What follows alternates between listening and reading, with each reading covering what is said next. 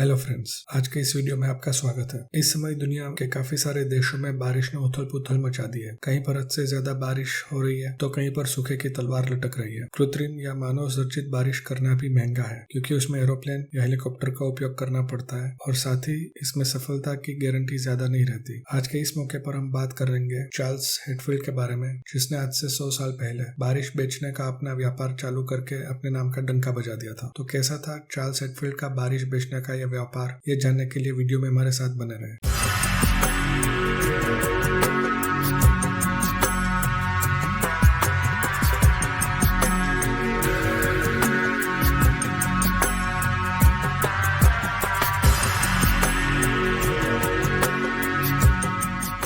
Charles हेटफील्ड का जन्म 15 जुलाई 1875 में अमेरिका के कैंसास राज्य के फोर्ट स्कॉट में हुआ था। उसका एक बड़ा भाई स्टीफन था और एक छोटा भाई पॉल था। बड़ा होकर चार्ल्स हेटफील्ड ने New Home Sewing Machine Company का सेल्समैन बन गया और कंपनी की सिलाई मशीन बेचता था। अपने खाली समय में उसने फ्लविकल्चर का अभ्यास किया, जिसमें मानव सर्जित बारिश कैसे की जाए ये सिखाया जाता है। उसने इस पढ़ाई के बाद खुद का एक तरीका इजाद किया जो बहुत सारे प्रयोगों के बाद उसने सीखा। 1902 में उसने जो तरीका ढूंढकर अपने प्रयोगों में लागू किया वो सबसे कामयाब था, जिसमें 23 प्रकार के अलग अलग रसायन मिलाकर एक मिश्रण तैयार किया जाता है और बाद में एक टंकी में रखकर जिसका वाष्पीकरण होता है और तब उस विस्तार में बारिश होती थी। उसके काम के उदाहरण को हम बारी बारी समझेंगे। एक बार लॉस एंजलिस के लॉस क्रेसेंटा के न्यूज़पेपर में उसने एक विज्ञापन दिया और ये साल था 1904 का और उसके छोटा भाई पॉल उसके साथ सहायक के रूप में काम करता था। उसका विज्ञापन देख उस विस्तार के पशुपालक थे, उन्होंने उस समय पर $50 देने का वादा किया था अगर बारिश हुई तो। चार्ल्स हेटफील्ड तैयार था। चार्ल्स और पॉल ने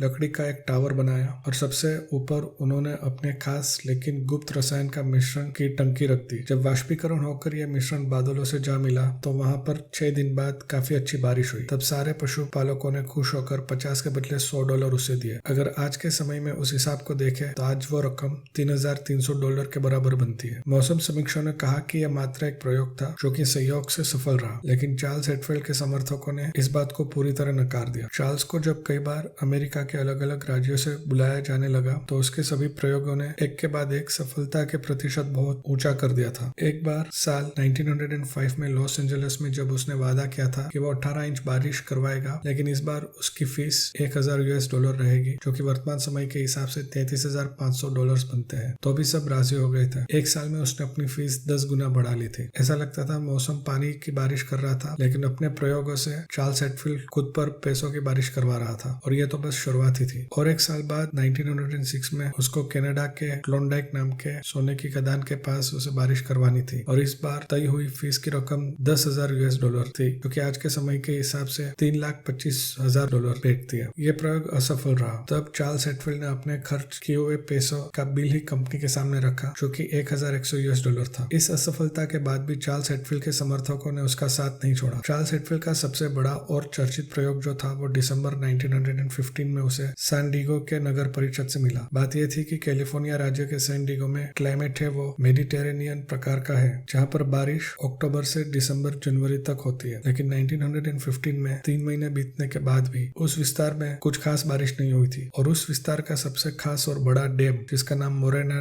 डैम था, वो सूखने की कगार पर पहुंच चुका था। इस बार चार्ल्स हेटफील्ड की फीस प्रति इंच के हिसाब से $1,000 तय कराना चाहता था और मोरेना डैम की पानी स्टोर करने की कैपेसिटी 50 इंच के आसपास थी। उसने ये शर्त रखी थी कि अगर पूरी तरह ये डैम नहीं भरा तो वो अपनी फीस का 1 पैसा भी नहीं लेगा और अगर बारिश 50 इंच से ज्यादा हुई तो उसके ऊपर की जो रकम थी वो भी वो छोड़ने के लिए तैयार था। मतलब उसकी फीस $40,000 से $50,000 के बीच रहने वाली थी। लेकिन नगर परिषद ने $10,000 से ज्यादा की फीस देने से मना कर दिया था, जो कि बाद में चार्ल्स हेटफील्ड को भी मंजूर करनी पड़ी। 1 जनवरी 1916 को लकड़ी के बनाए हुए टावर पर चार्ल्स हेटफील्ड ने अपना जादुई मिश्रण रखा। धीरे धीरे उसका वाष्पीकरण भी होने लगा और बाद में वो रसायन का मिश्रण बादलों से जा मिला। 5 जनवरी को भारी बारिश की शुरुआत हुई और 5 दिनों के अंदर ही मोरेना डैम, जिसमें 35 से 40% से कभी ज्यादा पानी नहीं स्टोर किया गया था, वो पूरे का पूरा भरकर छलक गया था। लेकिन भारी बारिश के रुकने के कोई भी आसार नहीं दिख रहे थे। सैन डिएगो और आसपास के इलाकों में बाढ़ आ गई थी। सड़कें और शहरों में पानी नहर की तरफ भर गया था। बिजली और टेलीफोन के खंभे उखड़ गए थे। रेलवे की पटरियों का बहुत भारी नुकसान हुआ हुआ था। जब 22 जनवरी को बारिश रुकी तब सबने राहत की सांस ली, लेकिन 2 दिन बाद दोबारा भारी बारिश हुई और इस बार मोरेना लेक भर जाने के बाद दूसरे डैम को भी पूरी तरह भर दिया। लेकिन उसके बाद भी हो रही लगातार बारिश ने उस डैम की दीवार का 15 मीटर का हिस्सा तोड़ दिया, जिससे 35 लोगों की मौत हो गई थी और आर्थिक नुकसान भी बहुत भारी था। नुकसान की रकम आज के हिसाब से $11 करोड़ से भी ज्यादा की बनी थी। जब चार्ल्स हेटफील्ड ने अपनी फीस मांगी तो नगर परिषद ने कहा कि उसे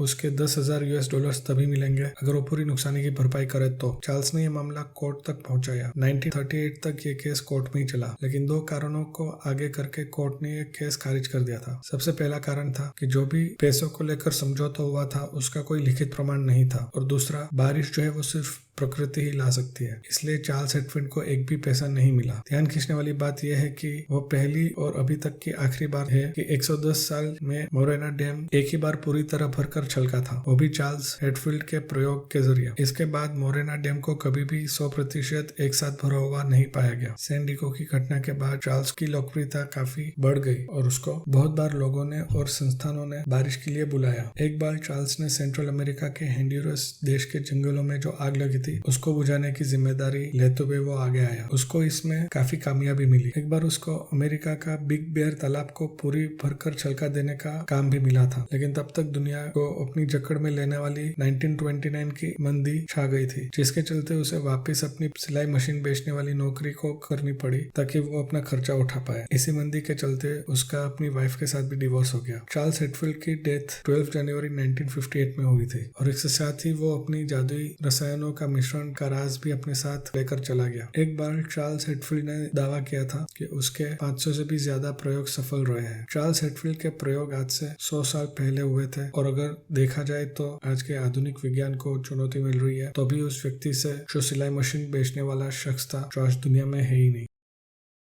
आपको आज का फैक्ट अच्छा लगा हो तो हमें लिख कर बताइए, और अगर आपको ये वीडियो पसंद आया तो अपने फ्रेंड्स और फैमिली के साथ शेयर करें। अगर ऐसे इंटरेस्टिंग वीडियो देखना चाहते हैं तो हमारे चैनल सब्सक्राइब करें और साथ ही बेल आइकन बटन दबा दें।